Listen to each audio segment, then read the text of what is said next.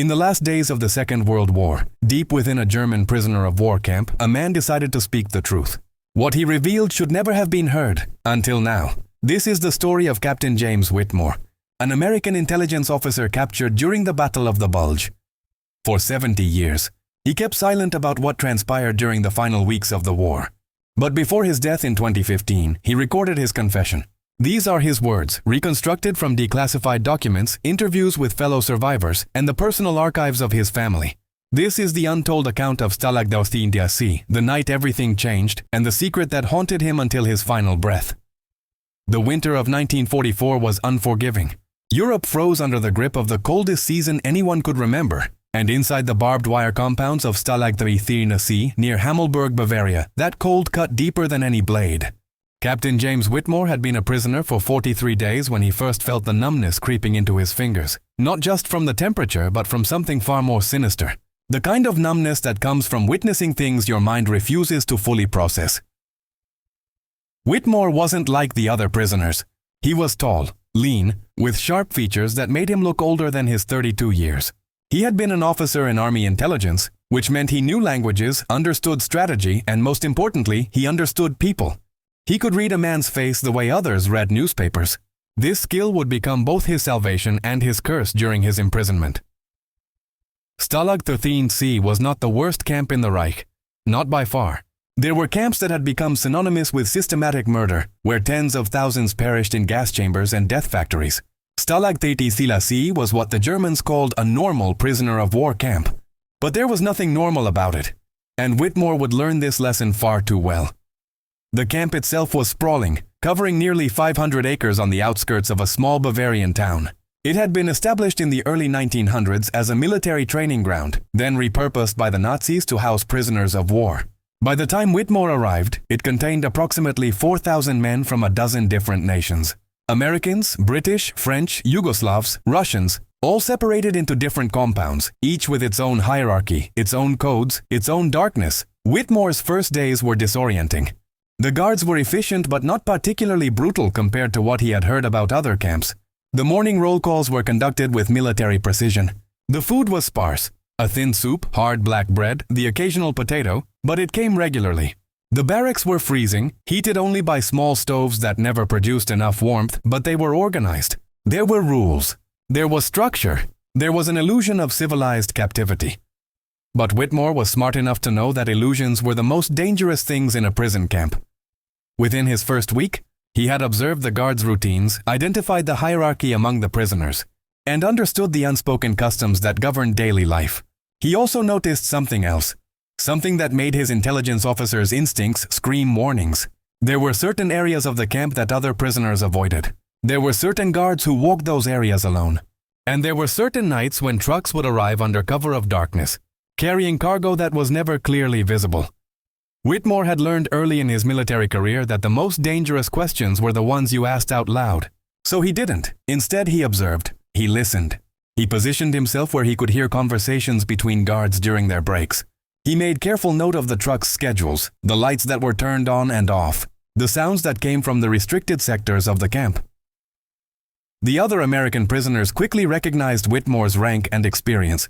Many came to him with their problems, their fears, their desperate plans for escape. Most of these schemes were doomed from the start, poorly thought out, based on fantasy rather than reality.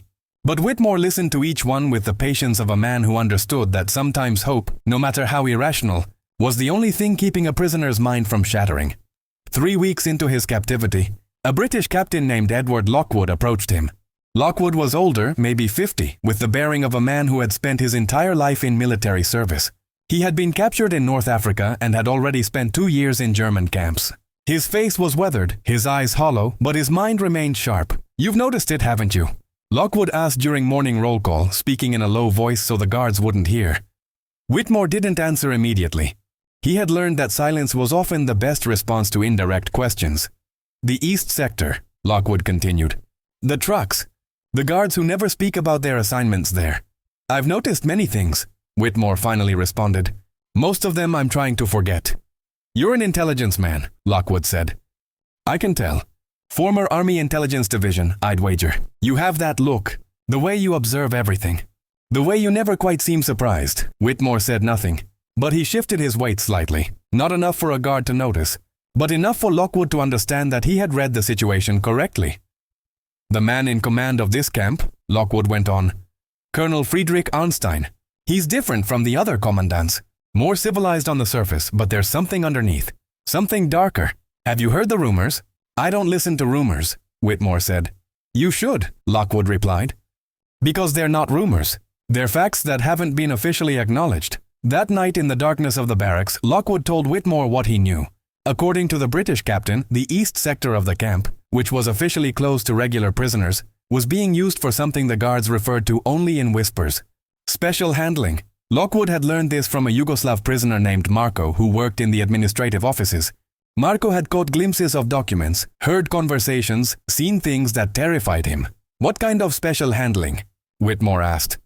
That's the part I don't know, Lockwood admitted. But I know it's not something that will stand up to scrutiny once this war ends. Whatever it is, it's something they're trying to keep hidden. Whitmore lay awake that night, his mind working through the possibilities. He was trained to analyze intelligence, to separate fact from speculation. And everything Lockwood had told him fit a pattern that his experience suggested was likely true. The Nazis had shown themselves capable of tremendous cruelty, of organizing massive operations of murder and exploitation. Why would a camp commandant with something to hide use a restricted sector? What could warrant such secrecy in a place that was already a prison? The answer his mind kept arriving at was one he desperately wanted to reject.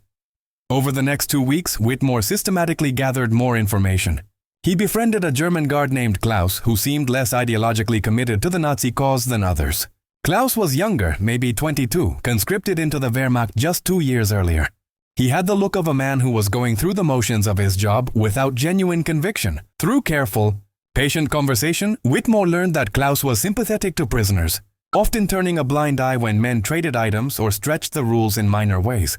One evening, Whitmore offered Klaus a cigarette, a precious item obtained through the complex underground economy that existed within the camp. That's very kind, Klaus said, accepting the cigarette with visible relief. It's been a long day. All the days are long, Whitmore replied, but some seem longer than others. I've noticed some of the guards on the east sector looked particularly exhausted. Klaus's expression changed subtly. He didn't answer immediately, and Whitmore knew he had ventured into dangerous territory. A lesser operative might have backed away, but Whitmore continued calmly smoking his cigarette, as if he had said nothing of consequence.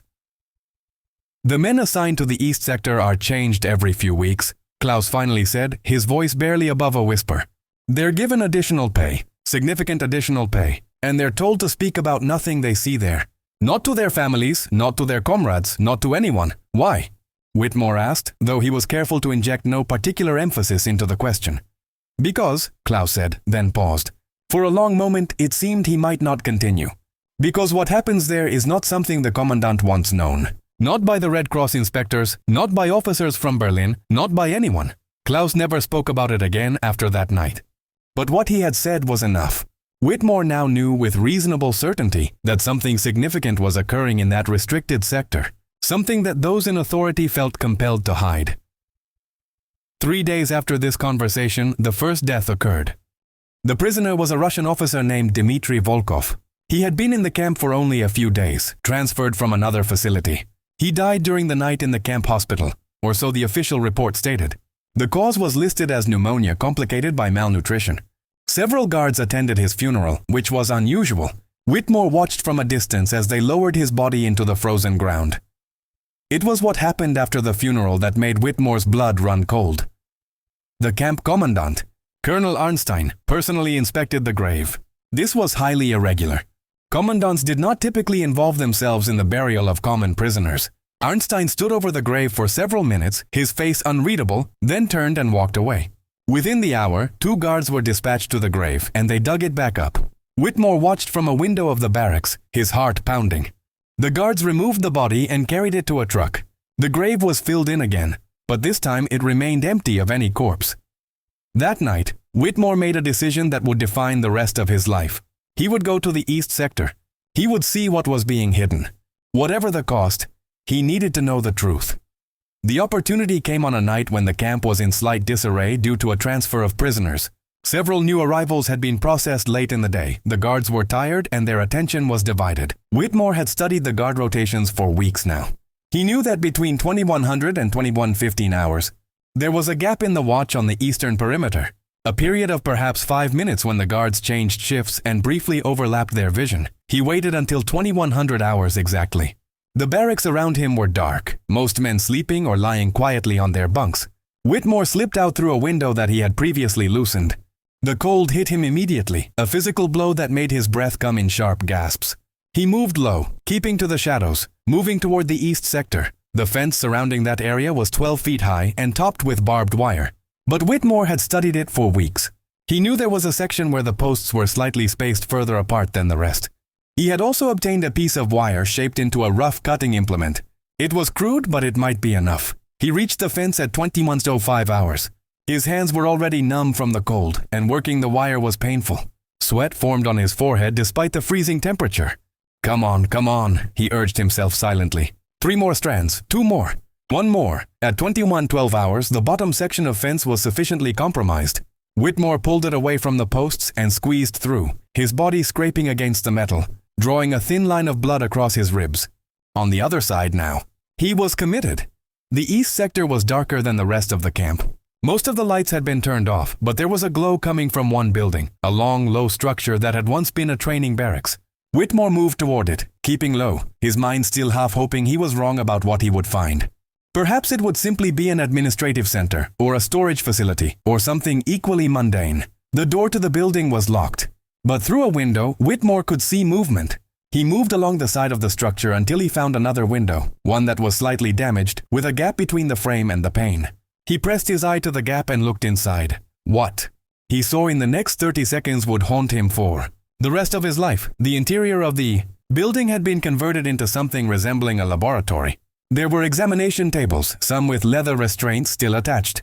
There were shelves lined with bottles and instruments he didn't recognize. There were clipboards on a desk, covered with notes written in German. But most horrifying of all, there was a man hanging from the ceiling by his wrists, his body covered in lacerations and bruises. The man was alive but barely conscious, his head hanging forward, his breathing shallow. Whitmore felt his stomach heave. He wanted to vomit but forced himself to breathe slowly, to remain silent. He needed more information. He had to see more. Moving along the building, he found a second window, this one less damaged. Through it, he could see into what appeared to be a storage area. And there, on makeshift shelves and in boxes, he saw them, medical records, documents, photographs, and preserved in large glass jars filled with a clear liquid. Organs. Human organs. Liver, kidneys, hearts. Dozens of them. Whitmore's hands were shaking now, and it had nothing to do with the cold. This was a medical experimentation facility. He was now certain. The Nazis were conducting medical experiments on prisoners. And Colonel Arnstein was running it. He was so focused on what he was seeing that he almost didn't hear the sound of boots approaching. Whitmore spun around and saw 2 guards with rifles walking in his direction. They hadn't seen him yet, but they would in seconds. He had only one option. He ran, back toward the fence, his legs pumping, his breath coming in ragged gasps. Behind him he heard a shout. A rifle shot rang out. Another, the bullets missed, but they were close enough that he could hear the whistle as they passed. He reached the fence, pulled the section he had loosened even further apart, and squeezed through. The guards fired again, and this time one of the bullets grazed his shoulder, tearing through skin and muscle. He was through the fence now, running across the open ground of the camp toward the main barracks. The rifle shots had attracted attention. Lights were turning on all across the camp. Guards were shouting. Whitmore dove behind a barracks just as a searchlight swept the area. He crawled along the ground until he reached the window he had exited from. He pulled himself through and collapsed on the floor of the barracks, bleeding, shaking, his heart thundering in his chest. Above him, men in the bunks stared down silently. No one moved. No one made a sound. This was camp etiquette. You did not see what you did not need to see. Within minutes, guards entered the barracks. They walked slowly along the rows of bunks, studying the prisoners. Whitmore kept his eyes closed, his breathing shallow. After what seemed like an eternity, they left. The next morning brought an unusual announcement. Colonel Arnstein ordered all prisoners to assemble in the central courtyard. It was before breakfast, and the cold was particularly bitter. The men stood shivering, curious about what was happening. Arnstein stepped onto a wooden platform, a thin smile on his face. He was a man of medium height, with gray hair and the bearing of someone accustomed to absolute authority. He spoke in German, and the prisoners who understood German quietly translated for the others. "We have had an incident," Arnstein said calmly. "Last night one of you attempted to escape. An attempt was made to breach the security perimeter. This prisoner was shot and apprehended. As you know, escape attempts are serious infractions. In accordance with military law, this prisoner will face trial by court-martial. The court-martial took place 3 days later in a mock trial conducted entirely by German officers. Whitmore watched from the ranks of assembled prisoners as a man he barely recognized was led forward. The man's face was swollen, his arm bandaged. He was clearly the one who had been shot the night Whitmore visited the East Sector. But it wasn't Whitmore. The man was named Samuel Berkowitz, a Jewish prisoner from New York. Whitmore felt the blood drain from his face as he understood what was happening. Berkowitz was being blamed for Whitmore's escape attempt. The guards could not identify which prisoner had breached the fence in the darkness. Arnstein was using this uncertainty to eliminate a prisoner he no doubt considered expendable. The trial lasted less than an hour. Berkowitz was found guilty of attempted escape. He was sentenced to death by firing squad. The execution took place that afternoon. Whitmore watched as they led Berkowitz to the wall where he would be shot. The man was trying to be brave, but Whitmore could see the fear in his eyes, the tears running down his face. Berkowitz looked directly at Whitmore as he stood facing the firing squad, and in that moment, something passed between them, an understanding perhaps, that Whitmore's knowledge had sealed this man's fate. The shots rang out. Berkowitz fell, and Whitmore had to live with the knowledge that an innocent man had died because of what Whitmore had discovered. Over the following weeks, more deaths occurred. Men began to disappear from the camp, taken to the East Sector and never returning. An announcement would be made: pneumonia, typhus, heart failure. But the actual cause was far simpler. They were being used in experiments and disposed of when they were no longer useful. Whitmore noticed a pattern. The men being taken were often those who were already sick or injured, or those who had no families or connections to other prisoners. The vulnerable. The expendable. Arnstein was being careful to select victims whose deaths would raise the fewest questions.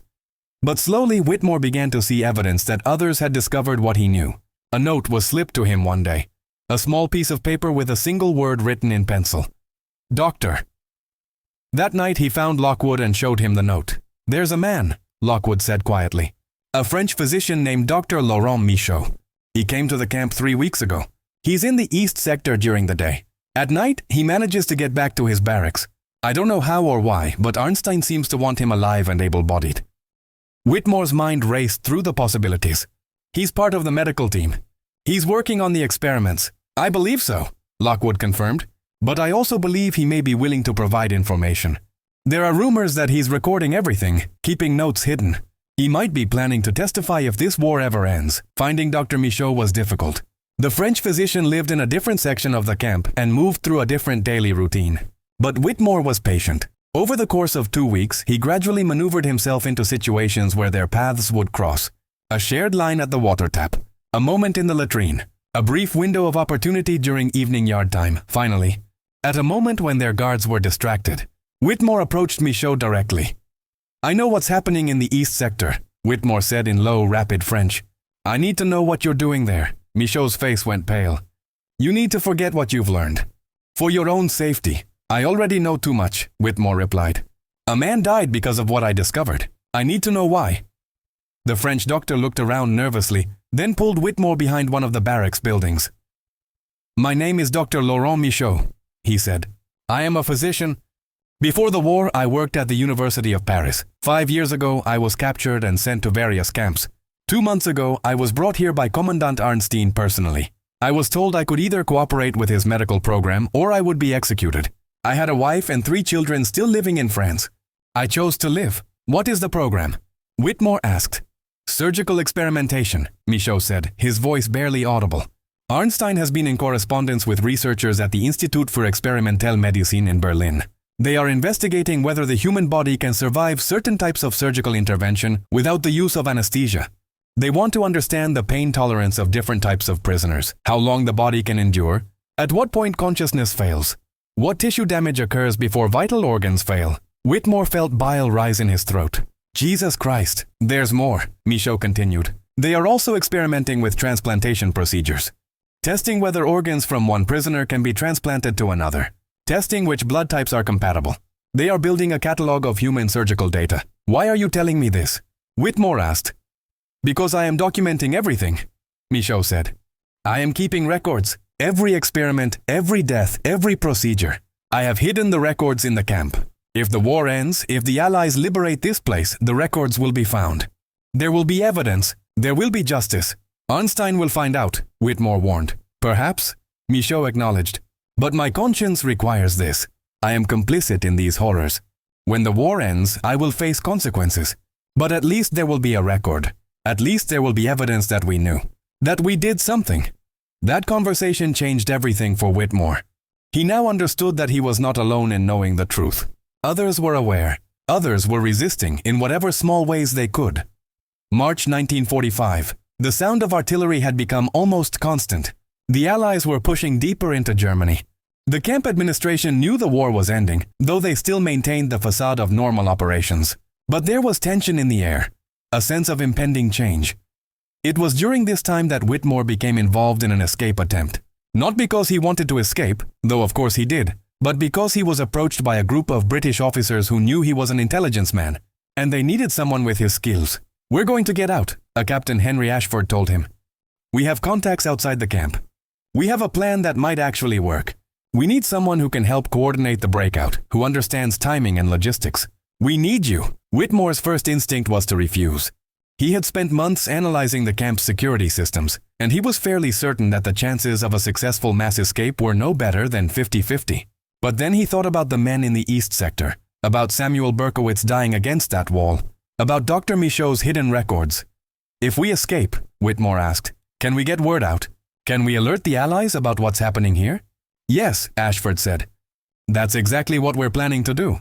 Once we're outside German territory, we'll contact British intelligence. We'll tell them everything about this camp, about the medical experiments. Arnstein will be arrested when the Allies arrive. This was the deciding factor. Whitmore agreed to participate in the escape. The plan was complex.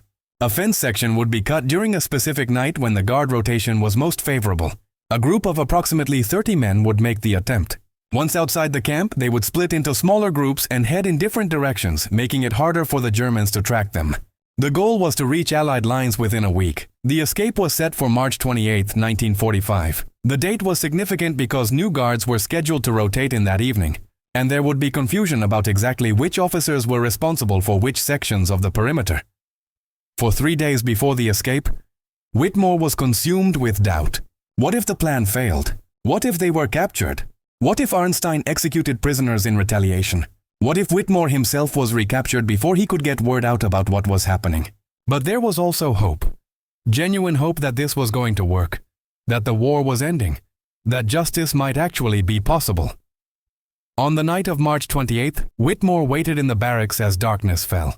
At exactly 2130 hours, the signal came. A British officer walked past his bunk and coughed twice in a specific pattern. That was the sign. It was time. Whitmore moved with 15 other men toward the section of fence that had been identified. In the darkness, he could see the fence cutters working.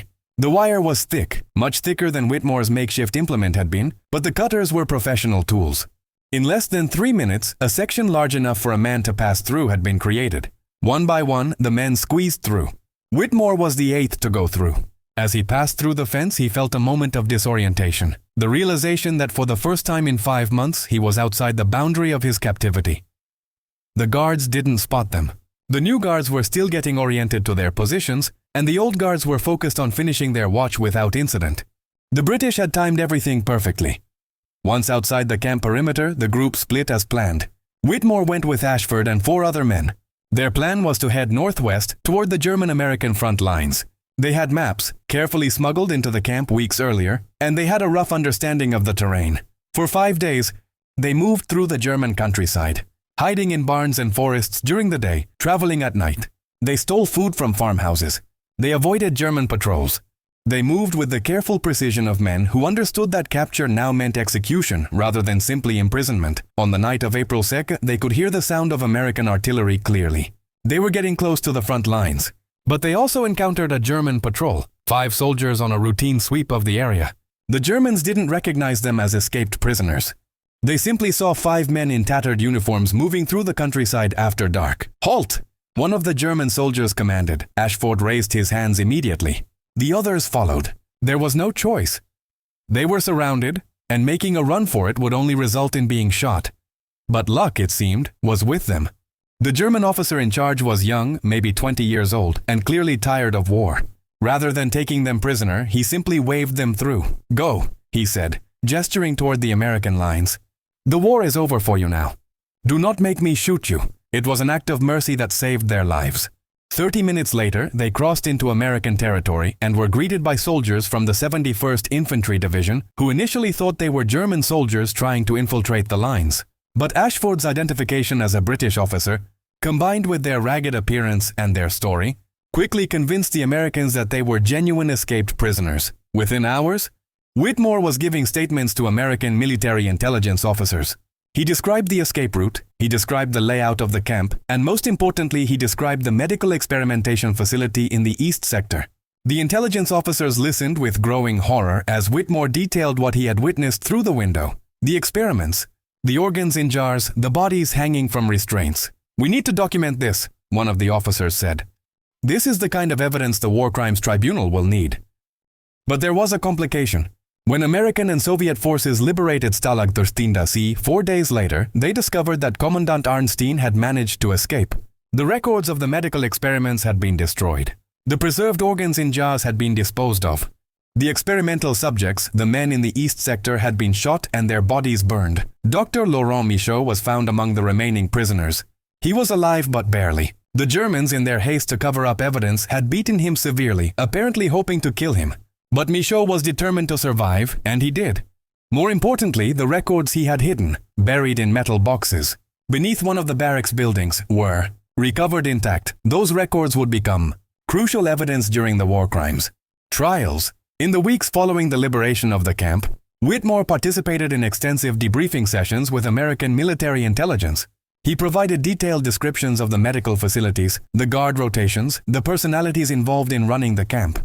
He drew maps from memory. He explained the methodologies of the experimentation program. But there was something else troubling him, something he didn't speak about initially. "There's something I need to tell you," he finally said to the intelligence officer conducting his final debriefing. "When I first escaped from the camp that night, when I discovered the medical facility, when the guards fired at me, there was an innocent man killed in retaliation. His name was Samuel Berkowitz. He was shot by firing squad for a crime he didn't commit." The intelligence officer made a note. "We'll add that to the record. That will be part of the testimony." "But he died because of me," Whitmore said. "I discovered the facility. They blamed him. He paid with his life." "That's not your responsibility," the officer replied. "The responsibility lies with those who made the decision to execute him. That lies with Commandant Arnstein." But Whitmore never quite accepted that absolution. The weight of Samuel Berkowitz's death would remain with him for the rest of his life. In the following years, Commandant Friedrich Arnstein was never captured. He disappeared into the chaos of post-war Germany and was never definitively identified. Some intelligence reports suggested he had escaped to Argentina under an assumed name. Others suggested he had committed suicide rather than face capture. The truth was never known. Dr. Laurent Michaud, by contrast, did face justice. After the war ended, he returned to France and attempted to resume his life as a physician. But his complicity in the medical experiments, even under coercion, haunted him. In 1951, he published a memoir detailing his experiences at the camp and his role in the experimentation program. The book created a scandal in France, and though the French courts ultimately ruled that he had acted under duress and should not be prosecuted, he was shunned by much of the medical community. He died in 1963, having never fully recovered from the psychological trauma of what he had witnessed and participated in. Captain Henry Ashford returned to England and resumed his military career. He became a career officer in the British Army and eventually rose to the rank of colonel. In his memoirs, published in 1985, he devoted a chapter to the escape from Stalag XIII-C and to what he had learned about the medical experiments. His account became an important historical document, corroborating the testimony of other survivors. The records Dr. Michaud had hidden became central evidence in the proceedings of the International Military Tribunal for the Far East and in subsequent trials of Nazi war criminals. The medical experimentation program at Stalag XIII-C was documented and studied by historians and medical ethicists as an example of the lengths to which the Nazi regime had gone to advance what they considered scientific knowledge, without regard for human suffering or dignity. But for James Whitmore, the end of the war did not bring closure or peace. He returned to the United States in May 1945 and was medically discharged from the army due to the shoulder wound he had received while escaping the camp. He received a disability pension and attempted to build a normal civilian life. But normal had become impossible. In his private papers, discovered after his death, Whitmore left a detailed account of his time at Stalag XIII-C. The account is remarkable not for what it reveals about the camp itself, much of which had already been documented in historical records, but for what it reveals about the psychological toll of bearing witness to atrocity. Whitmore describes his return to civilian life in almost clinical terms. He found work as an interpreter, leveraging his language skills. He married a woman named Eleanor who had also been affected by the war. She had lost 2 brothers on the Western Front. They had 2 children. To all outward appearances, Whitmore seemed to have built a successful, stable life. But beneath the surface, something was broken. Whitmore suffered from what would later be diagnosed as post-traumatic stress disorder, though that term did not exist during his lifetime. He had insomnia. He had nightmares. He would wake up in a cold sweat, convinced that he was back in the camp. His wife Eleanor reported in interviews given after his death that Whitmore would often sit alone in the basement of their home for hours, staring at nothing, seemingly unreachable. On the anniversary of Samuel Berkowitz's execution, Whitmore would go to the cemetery in Queens, New York, where Berkowitz had been reburied after the war. He would leave flowers on the grave and spend several hours there in silence. Eleanor never asked what he did during those hours, but she knew it was important to him, a kind of atonement or remembrance that he needed to perform. Whitmore also became involved in Holocaust education and testimony. Starting in the 1970s, he gave talks at schools and universities about his experiences in the camp. He participated in oral history projects. He was interviewed for documentaries about the liberation of the camps. In each of these forums, he spoke carefully about what he had witnessed, ensuring that the historical record remained accurate and that future generations would understand the reality of Nazi atrocities. But in his private writings, Whitmore expressed deep ambivalence about his actions during the war. He recognized that his discovery of the medical facility had ultimately led to Berkowitz's death. He wrestled with questions about whether Berkowitz would have lived if Whitmore had simply kept silent about what he had discovered. He wondered whether his own escape had been worth the price that others had paid. In 1987, on the 40th anniversary of the liberation of Stalag XIII-C, Whitmore was invited to speak at a commemorative ceremony at the United States Holocaust Memorial Museum in Washington, D.C. It was one of his final public appearances. At the age of 75, his health was failing. He had suffered a heart attack 2 years earlier, and his doctors had advised him to limit his activities, but Whitmore felt compelled to speak one final time about what had happened at the camp. In his prepared remarks, which were later published, he said, "I am standing before you today as a living link to history, a man who witnessed atrocity and lived to tell about it. But I do not stand here as a hero or as a champion of justice. I stand here as a man burdened by knowledge and haunted by the choices I made. In the dark hours of the war, I chose to investigate the secrets of the camp where I was imprisoned. That choice led to discoveries that would eventually be used as evidence in trials and tribunals. That choice may have contributed to justice being served, at least in some small measure. But that same choice led to the death of an innocent man, a man named Samuel Berkowitz, who paid with his life for my courage or my foolishness, depending on how you choose to interpret it. I cannot tell you that this equation resolves itself nicely. I cannot tell you that the evidence I helped uncover provided sufficient moral compensation for the death that my actions caused. I do not believe such equations can be balanced. Some costs are too high. Some prices are too terrible. What I can tell you is this: we must remember. We must bear witness. We must ensure that the world knows what happened in places like Stalag XIII-C, so that such things can never happen again. But we must also remember those who paid the price for that remembrance. We must honor their names. We must acknowledge their sacrifice, even when that sacrifice was unwilling, and even when they died believing their deaths were meaningless. Samuel Berkowitz deserves to be remembered not as a footnote in the history of the Holocaust, but as a man, a young man with a life still ahead of him, who was taken from this world because of the brutal logic of totalitarianism. And perhaps, by remembering him, by saying his name aloud, by ensuring that his death is not forgotten, we can create some small measure of meaning from a tragedy that was fundamentally meaningless. I do not claim to have found peace with what happened. I do not claim that the passage of time has healed these wounds. But I have found purpose in bearing witness, and I hope that my testimony and the testimony of others who survived can serve as a guardrail against the abyss, a reminder of how quickly civilization can collapse when we allow fear and hatred to govern our actions. James Whitmore died on February 14, 2015, at the age of 92. He had been married to Eleanor for 63 years. They had 2 children, 4 grandchildren, and 6 great-grandchildren. By all conventional measures, he had lived a successful, productive life. But in the weeks before his death, Whitmore recorded a series of audio diaries speaking to his family and to historians about his final reflections on his wartime experiences. In these recordings, his voice is weak and sometimes halting, but his mind remains sharp.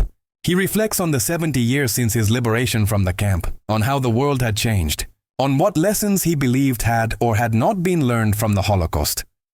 In one of these recordings, speaking directly to his children and grandchildren, Whitmore said, "There is something I need you to understand about suffering and survival. When you witness atrocity, when you survive something that others did not survive, there is a tendency to assign meaning to that survival. We tell ourselves that we survived for a reason, that we were meant to tell the story, to bear witness, to ensure that justice was done. But the truth is more complicated than that. I survived because of luck, because of opportunity, because of small kindnesses from people like Klaus, the German guard who gave me information, and because of the determination of men like Captain Ashford who planned the escape. Samuel Berkowitz did not survive. He was innocent. He was kind. He did not deserve to die. And the fact that I survived and he did not, that is not justice. That is not meaning. That is simply the cruel randomness of history. What I have tried to do in my life, what I am still trying to do, is to extract whatever meaning I can from my survival by ensuring that what happened is remembered, that the facts are documented, that future generations understand the reality of what occurred. But I want to be very clear about this. I do not believe that my survival justified my actions. I do not believe that my bearing witness balanced the moral equation of Berkowitz's death. Some things cannot be balanced. Some costs cannot be justified. What I ask of you, what I have always asked, is to remember this complexity. Remember that history is not a simple story of heroes and villains. Remember that good people sometimes make decisions that have terrible consequences. Remember that bearing witness to atrocity does not absolve one of complicity in systems of oppression. And most of all, remember the names of those who did not survive. Remember Samuel Berkowitz. Remember the thousands of prisoners whose names were never recorded, whose experiments were never documented, whose deaths served no historical purpose other than to demonstrate the depths of human cruelty. That remembrance, I believe, is the only justice that can be achieved in such circumstances. It is imperfect and incomplete, but it is the best that we, as a species, seem capable of offering. The Stalag XIII-C medical experimentation program was one of many such programs conducted by Nazi scientists during the Second World War. Historians estimate that thousands of prisoners died in these programs, victims of experiments designed to advance knowledge in surgery, neurology, pharmacology, and other fields. Many of these experiments had no legitimate scientific purpose. They were conducted simply to explore the limits of human endurance and suffering. After the war, many of the Nazi scientists who had conducted these experiments were captured by Soviet forces and subsequently disappeared into Soviet gulags. Others were captured by American or British forces and faced trial at Nuremberg or other tribunals. Some escaped justice altogether, disappearing into the shadows of post-war Europe or emigrating to countries like Argentina that did not have extradition treaties with the Allies. The legacy of these experiments has haunted medical ethics for more than 70 years. The Nuremberg Code, established in 1947, was designed to prevent the repetition of such atrocities by establishing ethical standards for human experimentation. The code states that informed consent is essential for any human experimentation, that experiments should be conducted by qualified scientists, that the benefits of the research must outweigh the risks to the experimental subject, and that participants must have the right to withdraw from the experiment at any time. These seem like obvious principles to us now, but they had to be established in the aftermath of Nazi atrocities because the Nazis had systematically violated every one of these principles. They had used prisoners as experimental subjects without any form of consent. They had conducted experiments under the direction of unqualified individuals. They had prioritized ideological and pseudoscientific goals over human welfare. They had given no consideration whatsoever to the right of prisoners to refuse participation.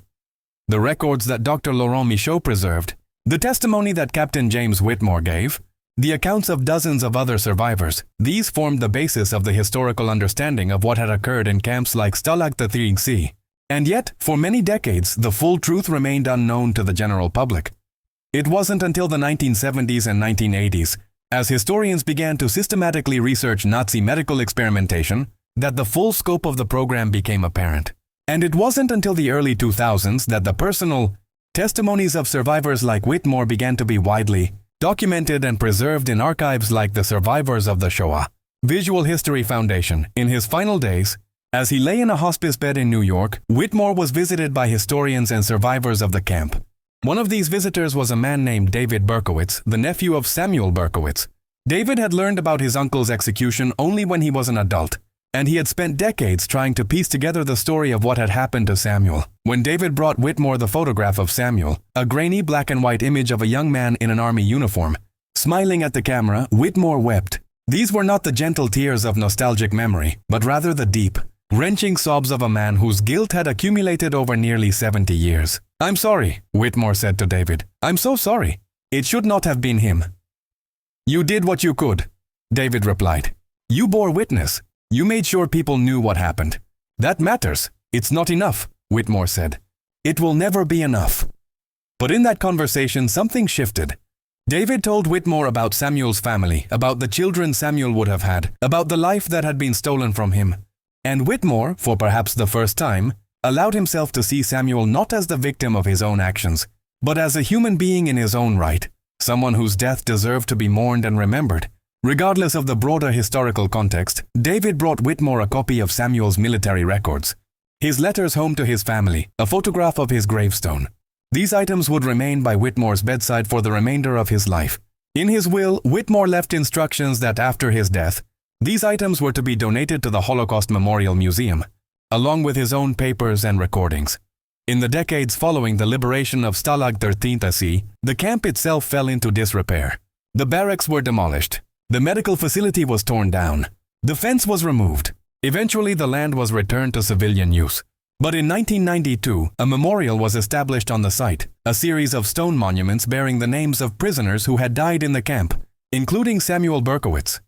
Each year on April 10th, the date of the liberation of Stalag XIII-C, survivors and descendants of the camp gather to commemorate those who died there. They read the names of the dead. They place flowers on the memorial. They share stories and memories. It was at one of these ceremonies in 2008 that Whitmore made his final public appearance. He was 86 years old and quite frail, but he insisted on making the journey to Germany to stand at the memorial. In photographs from that day, he is seen standing at the stone that bears Samuel Berkowitz's name, his hand touching the carved letters, his face wet with tears. After the ceremony, Whitmore gave a brief speech to the assembled survivors and descendants. "I stand here today as I have stood here many times before, remembering a young man whose name was Samuel Berkowitz. I never knew him well. We spoke only a few times in the camp, but his death has defined much of my life. It has haunted me. It has shaped the choices I made in the decades that followed. I cannot tell you that I have made peace with what happened. I cannot tell you that the passage of time has healed this wound. But I can tell you that I have tried to honor his memory by ensuring that his death is not forgotten, by bearing witness to what happened in this place, by dedicating myself to the education of future generations about the dangers of hatred and totalitarianism. I do not know if Samuel would have forgiven me for the chain of events that led to his execution. I do not know if he would consider my efforts at remembrance and education to be sufficient atonement for my actions. I will never know the answers to these questions, but I know that he mattered. I know that his life had value. I know that he deserves to be remembered not as a victim of history, but as a human being, a young man with hopes and dreams and potential that was stolen from him. So I stand here today and I say his name, Samuel Berkowitz, and I ask that you remember him, not because his death serves some larger historical purpose, but because he was a human being, because he mattered, because we must never forget the individuals behind the statistics of atrocity. After Whitmore's death in 2015, the audio recordings he made in his final weeks were donated to the Holocaust Memorial Museum. These recordings, now preserved in the museum's archive, have become an important historical resource. They provide a deeply personal account of one survivor's lifelong struggle to process and find meaning in what he had witnessed.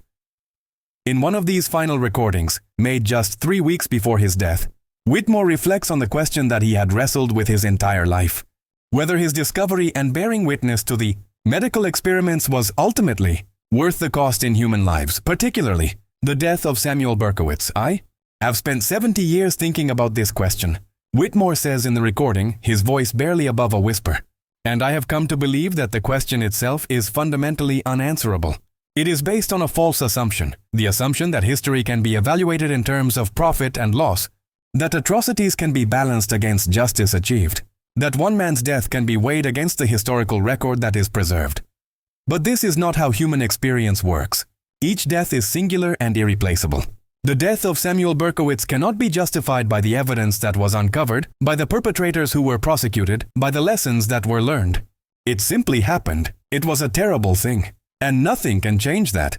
What I have tried to do in my life is to ensure that this terrible thing is at least acknowledged, remembered, and given some kind of meaning by transforming private suffering into public understanding.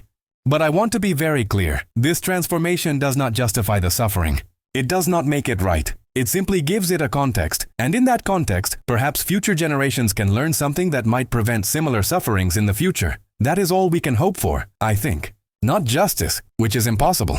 Not redemption, which is too much to ask, but simply the possibility that our suffering and our bearing witness might contribute in some small way to a world that is somewhat less cruel than the one we lived in.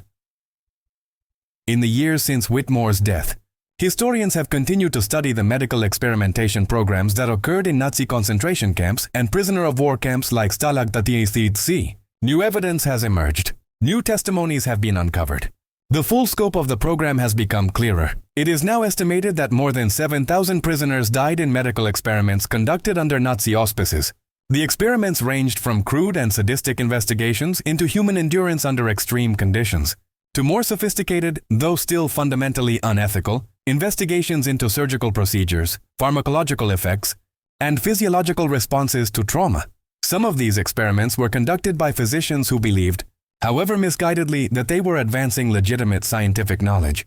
Others were conducted by individuals who used the guise of science as a cover for sadism and cruelty. And still others were conducted under coercion, like Dr. Michaud, by individuals who had been forced to choose between complicity and death. The legacy of these experiments continues to haunt the medical and scientific community. Medical school curricula now include study of the Holocaust and Nazi medical experimentation as part of ethics education. Institutional review boards now exist to ensure that all human experimentation meets rigorous ethical standards. Informed consent is now universally recognized as a foundational principle of medical research. But as the world has advanced in its ethical understanding, the first-hand testimonies of survivors like James Whitmore have become increasingly precious and irreplaceable. These testimonies do more than simply document historical facts. They preserve the human dimension of history, the individual struggles, the moral dilemmas, the lasting psychological consequences of witnessing atrocity. Whitmore's recordings, his written accounts, and his lifetime of public testimony serve as a bridge between the horrific events of World War II and the contemporary world. They remind us that history is not merely an abstract sequence of events, but rather the lived experience of individual human beings, confronting impossible circumstances and making choices, often with imperfect information and under tremendous pressure that would shape the rest of their lives. The last time Whitmore spoke publicly about his experiences was at a small symposium on Holocaust education held at a university in upstate New York, just 6 months before his death. He was extremely frail at this point and could barely walk without assistance.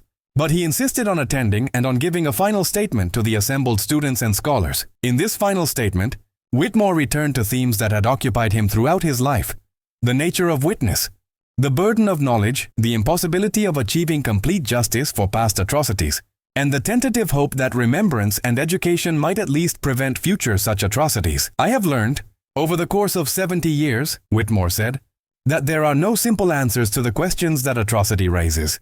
We want to believe that history follows a narrative arc, that the good defeat the evil, that justice is ultimately served, that the world learns from its mistakes and moves forward into an ever more enlightened future. But that is not my experience. My experience is of complexity, ambiguity, unresolved moral questions, and the persistence of guilt even in the face of having done what seemed right at the time. I discovered a terrible secret. I made that secret known. In making it known, I contributed to the death of an innocent man. And the evidence I helped uncover contributed to the eventual prosecution of war criminals. All of these things are true simultaneously. I cannot resolve the tension between them. I cannot say that one cancels out the other. I can only acknowledge that I lived with this tension for 7 decades, and I was never able to find a satisfactory way to resolve it. What I ask of you, what I have always asked of those who come after me, is to bear witness to this complexity, Do not tell yourselves a simple story about the Holocaust. Do not reduce it to a simple narrative of evil being defeated by good. The truth is far more complicated than that. What happened in camps like Stalag XIII-C is that human beings, ordinary human beings like my commanders, like my fellow prisoners, like the guards who were no more than boys, were placed in impossible circumstances where they had to make impossible choices. Some of those people chose cruelty. Some chose mercy. Most chose some combination of the two. And all of us, were shaped by those choices in ways that persisted long after the war ended. I hope that by bearing witness to my own story, to my own complications and failures and small acts of resistance, I can help future generations understand that history is not something that happens to other people, in other times, in other places. History is what we are making right now, with the choices we make, every single day. And I hope that understanding this, truly understanding it, might lead us to make better choices than the generation that preceded me made. That is all I can ask. That is all anyone can ask. Epilogue James Whitmore's testimony, preserved in the Holocaust Memorial Museum and in numerous published accounts, has become a crucial resource for understanding not only the historical facts of Nazi medical experimentation, but also the profound psychological and moral impact of witnessing atrocity. His struggle with guilt over Samuel Berkowitz's death, his lifelong effort to find meaning in his survival, and his ultimate acceptance of the unresolvable nature of the moral questions raised by his experience, all of these aspects of his story offer important lessons for contemporary society in a world that continues to face atrocities, that continues to produce refugees and displaced persons, that continues to ask difficult questions about the relationship between national security and individual rights. The testimony of survivors like Whitmore remains vital. It reminds us that these are not abstract policy questions. They are profoundly human questions that have lasting consequences for individual lives. And perhaps most importantly, Whitmore's testimony reminds us that bearing witness is not a burden we can lay down once we have spoken. The act of witnessing creates a responsibility that persists throughout one's lifetime. A responsibility to keep speaking, to keep remembering, to ensure that the experiences of those who suffered are not erased or forgotten. Samuel Berkowitz, who died against a wall in a camp in Bavaria 70 years ago, is remembered today. He is remembered because James Whitmore made it his life's work to say his name aloud, to ensure that his death was not meaningless, to create what meaning could be created from senseless loss. This is, perhaps, the most that anyone can do in the face of atrocity. It is not enough, but it is something. And in a world that too often forgets, that too often moves on without acknowledging the suffering of those who came before, that something matters greatly. The end. Historical note. This narrative is a work of historical fiction. While Stalag XIII-C was a real prisoner of war camp near Hammelburg, Germany, the specific events, characters, and medical experimentation program described in this story are fictional. However, the broader historical context is accurate. The Nazis did conduct medical experimentation on prisoners in various camps during World War II, and these experiments were among the most horrific crimes of the Holocaust. Real survivors of these camps, like Dr. Mengelé's victims at Auschwitz, have provided testimony about these experiments, and this testimony formed the basis for the Nuremberg trials and subsequent development of medical ethics standards, like the Nuremberg Code. The character of James Whitmore, though fictional, is representative of the experiences of many real survivors who carried the burden of their testimony throughout their lives. Their stories deserve to be remembered and learned from, so that such atrocities can never be repeated.